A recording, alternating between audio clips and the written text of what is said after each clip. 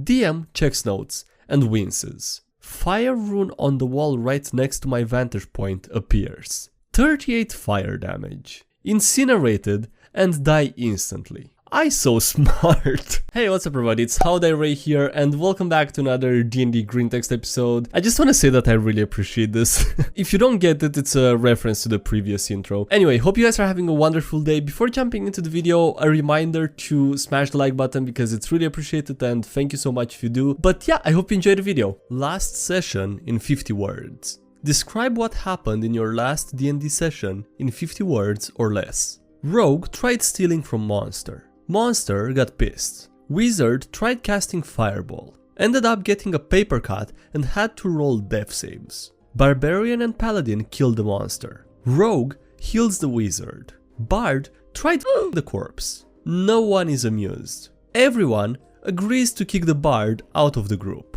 Why the f would you do that though? Like the Bard, why? Just why, dude? Just why? Always read the spell description. Be me, Triton Bard, level 11.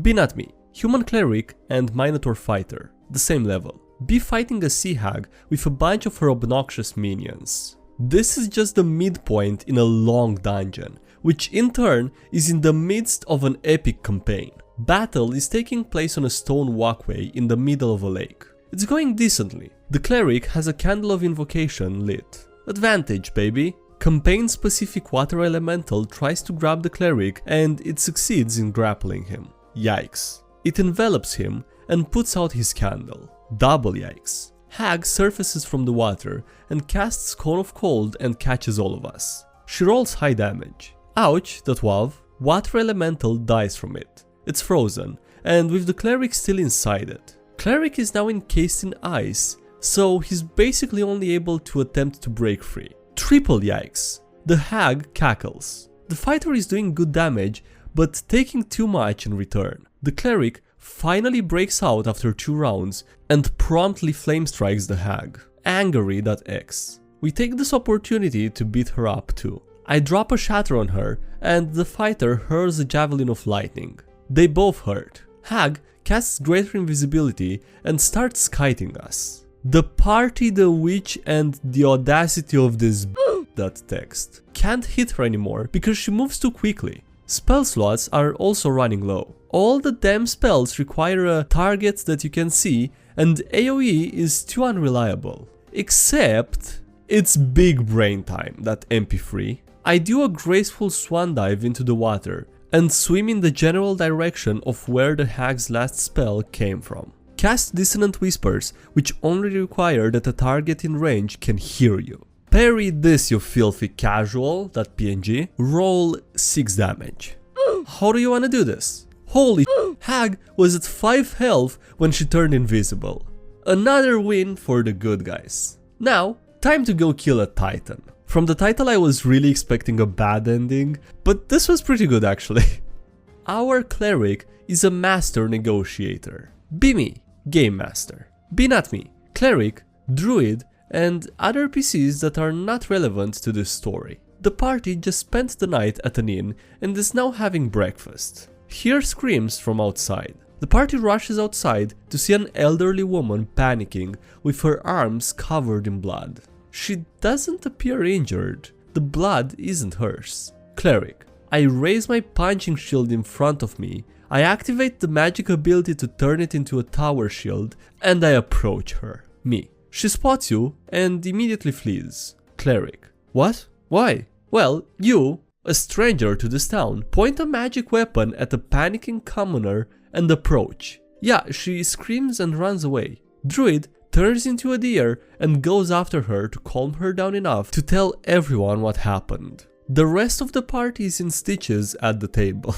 The cleric's player still thinks that should have worked. Yeah, menacingly approaching someone that's already scared, but also doesn't know you. That's definitely gonna work out. Homebrew deck of many things has us fight Gaston. Be me, level 11 human, Aasimar heritage, sorcerer rogue in a Pathfinder 2nd edition campaign. Also in the party, human monk, half-elf champion fighter, and the half-elf swashbuckler sorcerer. We are in several weeks of downtime after a massive mission that started a civil war in the swashbuckler's home country. A while ago, the GM gave us a homebrew deck of many things that is a homage to other TTRPG systems, such as D&D 5th edition, Fate, Savage Worlds, Call of Cthulhu, and even smaller ones like Everyone is John.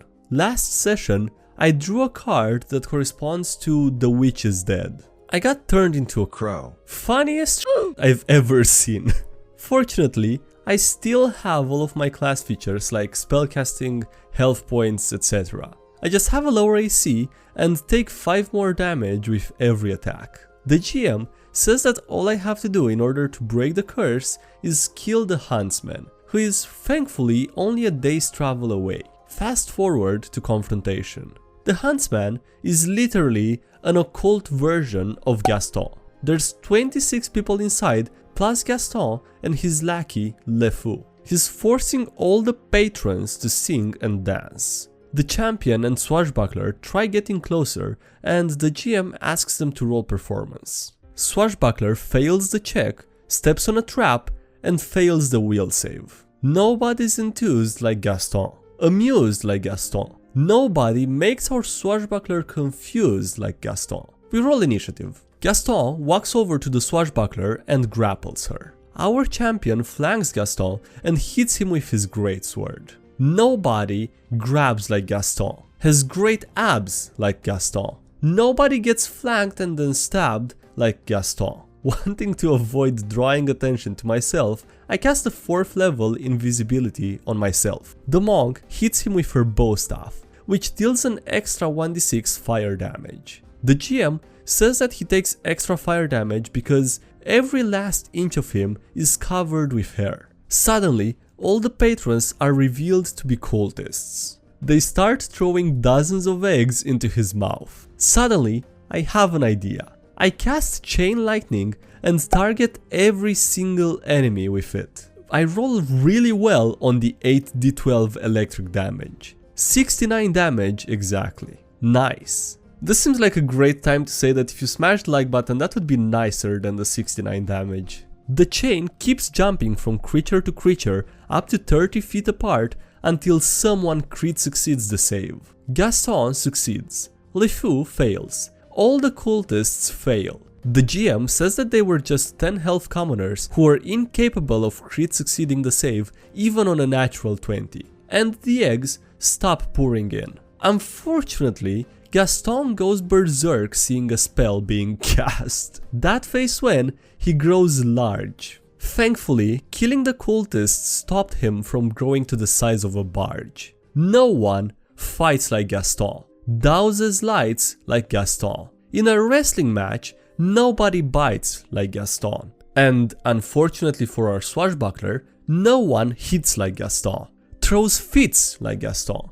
Nobody does 86 piercing on a crit like Gaston. Thankfully, our champion has Retributive Strike. He reduces the damage by 13 and deals a nearly max damage crit with his greatsword. But it gets worse. No one crits like Gaston, makes her submit like Gaston, does 80 piercing and makes her arm split like Gaston. The swashbuckler's arm gets torn off as she hits the ground. Unbeknownst to our characters, she casts Drop Dead to feign her death. Think like the Deadringer from Titanfall 2. Our characters go berserk seeing our swashbuckler friend die, especially since she and the champion are engaged. The monk finishes him off with a key strike. No one can flow like our monk, with their bow like our monk. Nobody describes the last blow like our monk. Gaston has his head smashed off. No one cries like Gaston. No one dies like Gaston. Nobody gets fed to the flies like Gaston. The curse is broken, and I'm no longer a bird. We won, but at what cost? Our swashbuckler is dead, and she reappears behind our champion, still very much alive and conscious. Our monk, rightfully, jabs the swashbuckler in the gut with her bow staff for being a jackass. Oh, I can't believe you've done this. Okay, I want to say that this is some amazing level of homebrew. Like, that was an amazing encounter with Gaston, and I don't think you can deny that. Cleric Paladin kills hundreds of his own clergy. Be me, DM. Be not me. Dragonborn Paladin, Cleric of Mistra. The rest of the party doesn't matter for the story. A group of Baal cultists are committing murders throughout the city during the current week-long festival. Outside the Colosseum, several gas bombs went off all at once, causing the crowd to lose consciousness and slowly dying. Now, I expected someone to cast one of the many wind spells that I know they all have. Instead, without so much as a moment of thought, let alone hesitation, does he breathe fire into the gas cloud, igniting it and killing nearly 500 innocents. This paladin was, up until now, considered a hero in the city, and many even considered him a chosen disciple of Mistra herself. In many ways, he was the face of the church, and this city is effectively the Vatican for this religion. Now he is to be publicly executed come morning.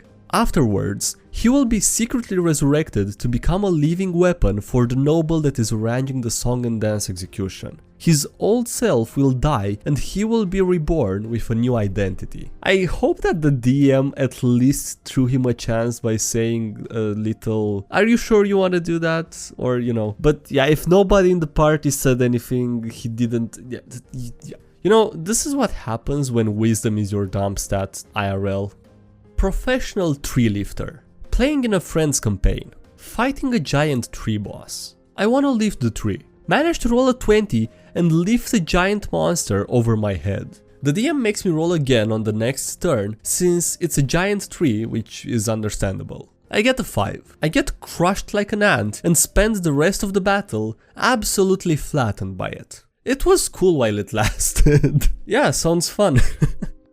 Roll for genre saviness. Be me, first level rogue. Be playing 5th edition Tomb of Annihilation. Exploring a spooky temple. Find a weighted trap, set it off, and wait for the giant blade to stop swinging. I so smart. Find a pitfall trap. Collapse it and then set up a rope across it so that the party can come with me. Best rogue ever. Find a floor full of weighted pressure pads. Stand on a small platform nearby and throw rocks until one triggers. Nothing happens. Keep throwing rocks onto various plates to see what the trap does. Hit a 4th one. DM checks notes and winces. Fire rune on the wall right next to my vantage point appears. 38 fire damage. Incinerated and die instantly. I so smart. God damn it, that was a good approach from the rogue. Like, I think it's the first time I feel bad for a rogue. Alright, if you've made it this far, please consider subscribing to the channel for more content like this, and also leaving a like because it's really helpful and I really appreciate it. So thanks a lot for that. Also, thank you to everyone supporting the channel on Patreon. I really appreciate it, so thank you for the support given there. Links below if you want to check that out, or join the Discord server, check out the subreddit, or follow me on any social media. And yeah, that's it. Thanks again for watching, and I'll see you next time. Have a great day, bye!